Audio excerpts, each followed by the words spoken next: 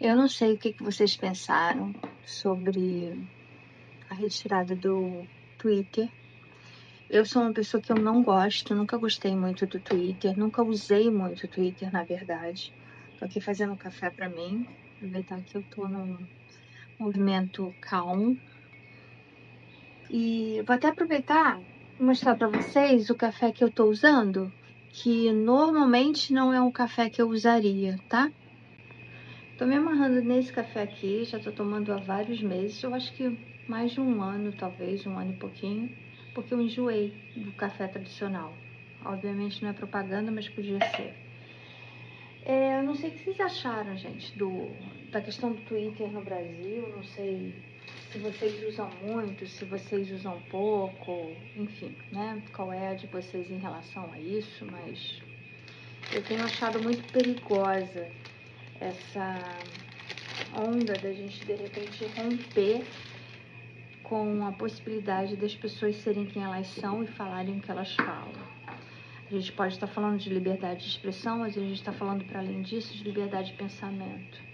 Isso está me fazendo muito refletir sobre o meu trabalho na internet, sobre a proposição daquilo que eu quero entregar para as pessoas e sobre as restrições que eu não quero mais ter de tempo, de algoritmo e do Diabo 4 para falar aquilo que eu mais sei e que pode ajudar as pessoas.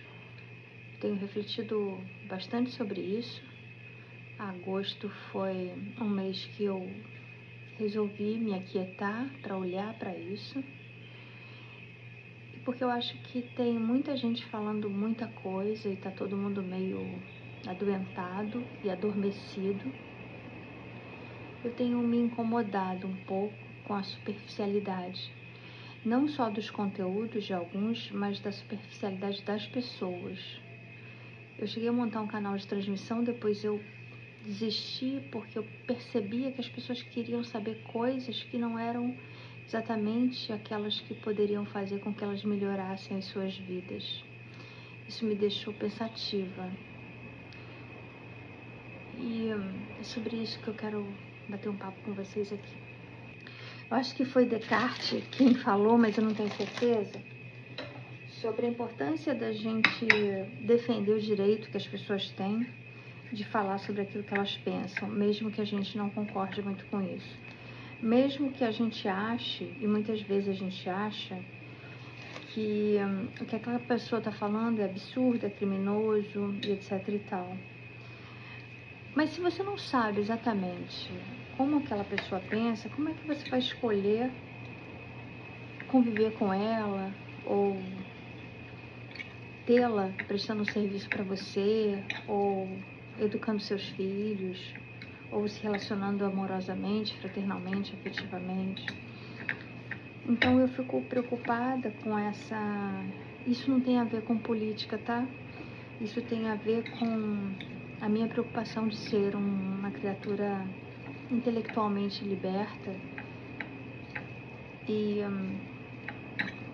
que foi educada para pensar sobre as questões de uma maneira muito livre, pretendendo sempre se melhorar, mas sem fazer uma patrulha agoniante e agonizante sobre as ideias das outras pessoas. Então, essa queda do Twitter no Brasil me faz temer também por outras quedas de outras redes sociais e me faz questionar o trabalho de quem produz conteúdo para além da moda, mas um conteúdo que de fato tenha como função... Mamãe já vai te dar o papá, peraí um pouquinho. Que tenha como função melhorar efetivamente a vida das pessoas. E é preciso fazer algumas coisas em relação a isso. Eu acho que a principal coisa a se fazer em relação a isso, gente, é se organizar e entender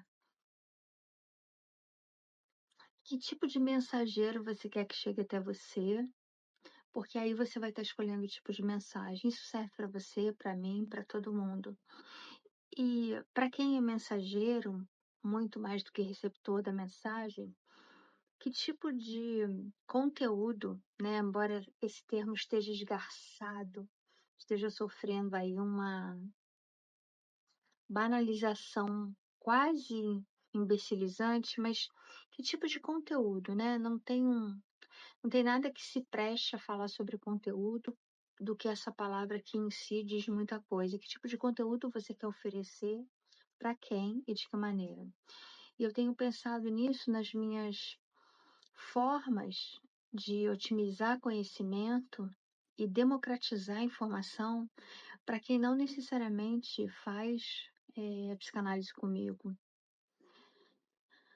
E eu acordei assim, pô, talvez a rede social ela não nos garanta a competência de informar com a profundidade com a qual a gente gostaria. Talvez a gente precise fazer o que eu digo sempre para os meus pacientes: procurar nossa turma. E procurar nossa turma em alguma rede, embora permanecendo nas redes mais populares, mas encontrar o nosso cantinho ali de disseminação e de troca de informação e conhecimento. É sobre isso que eu estou pensando. Eu tenho percebido uma mobilização em torno do Instagram vai tirar filtro, não vai tirar filtro. Eu acho que é ótimo que ele tire filtro quando a gente não se sentir muito bem com isso. A gente tem outros meios, né, de não ficar também obrigando as pessoas a nos verem de uma maneira que a gente não quer, porque afinal a gente sabe, ninguém é bobo, que tudo é um recorte e que a gente não vai entregar o nosso pior lado, a menos que a pessoa de fato só tenha a intenção de cometer sincericídio. Falar a verdade não é falar toda a verdade. A exposição tem seu preço, a exposição tem que ter também a sua finalidade.